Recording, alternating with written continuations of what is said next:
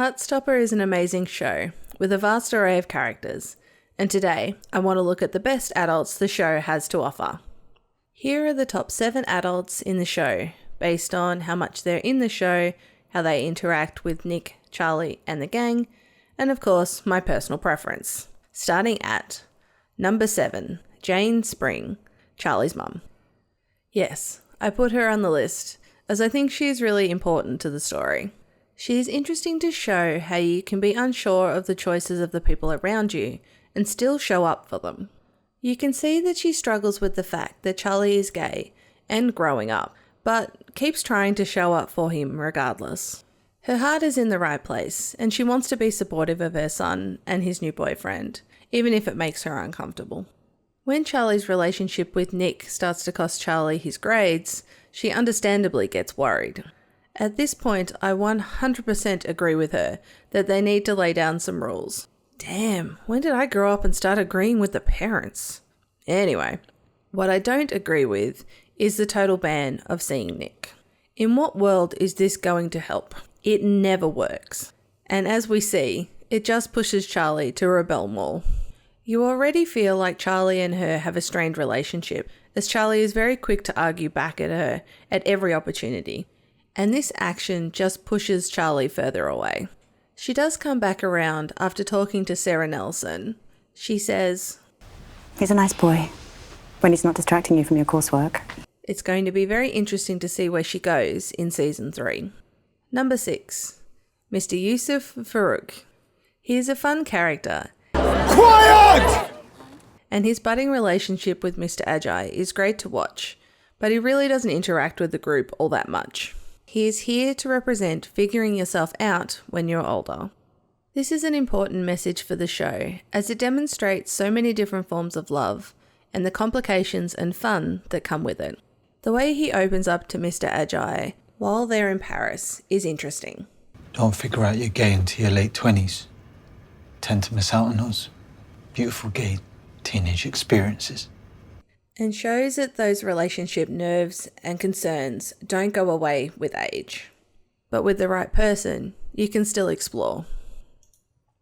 Number 5, Yansu, Tao's mum. I just love her energy and excitement whenever she's on screen. She is so supportive of Tao and Elle without getting in their way.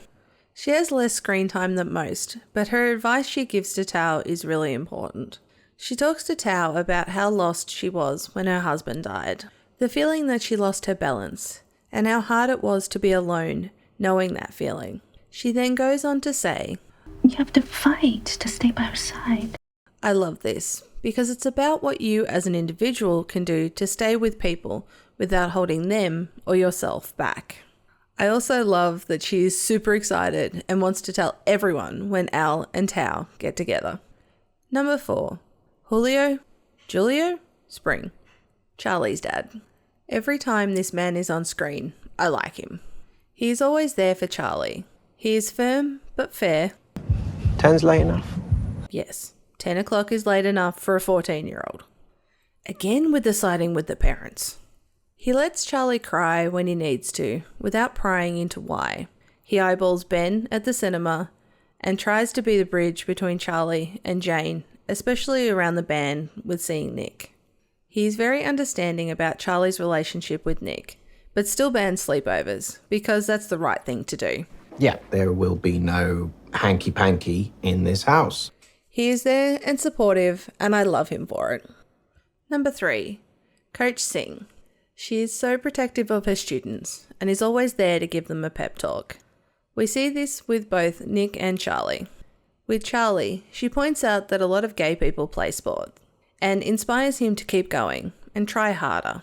She is always happy to see him and tries to talk him out of leaving the rugby team. With Nick, she opens up about her experiences of coming out and how some people took it better than others. She also gives the best advice, being, "None of the guys know about me, so Well, you don't owe them that information, okay?" This also has to be one of the funniest moments for me from the whole show, before and after the title card. Maybe keep the kissing outside of team practice. She's also helpful in getting Nick to notice Charlie running, which gets Nick to invite Charlie to join the rugby team. She also pushes Mr. Ajayi to invite Mr. Farouk to the prom, Just tell him we need more chaperones. so they can finally talk about what happened in Paris. This is another cute scene.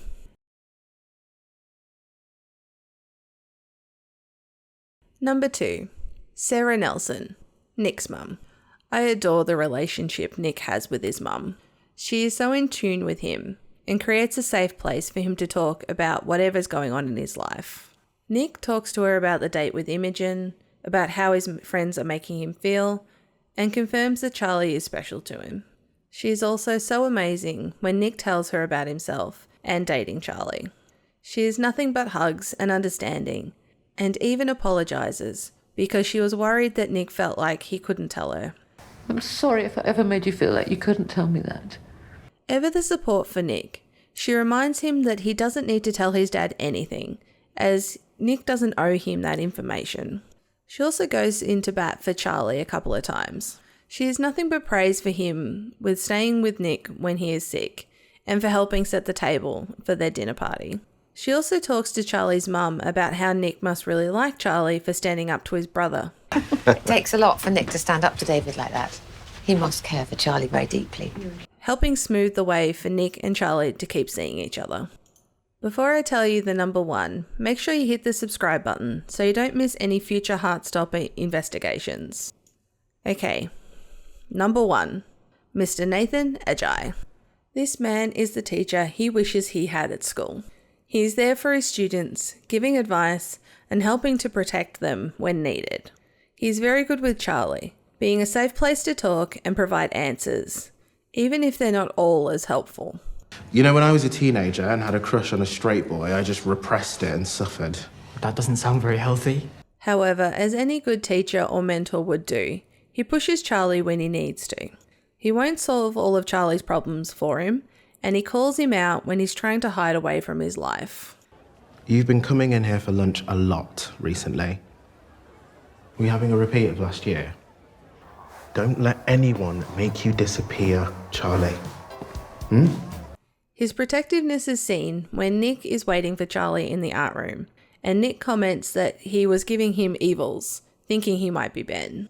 It's also seen when he doesn't tell Nick off for leaving the rugby field with Charlie, because he is so happy that they are working it out. He also tells Mr. Farouk off for not letting Nick and Charlie have some alone time in the corridor while they're in Paris. This brings about the conversation where Mr. Farouk opens up and allows the two of them to share some Youthful moments of discovery. This show is amazing at giving us fully fleshed out characters, even if they're only on screen for a few minutes. You understand them and what they're going through.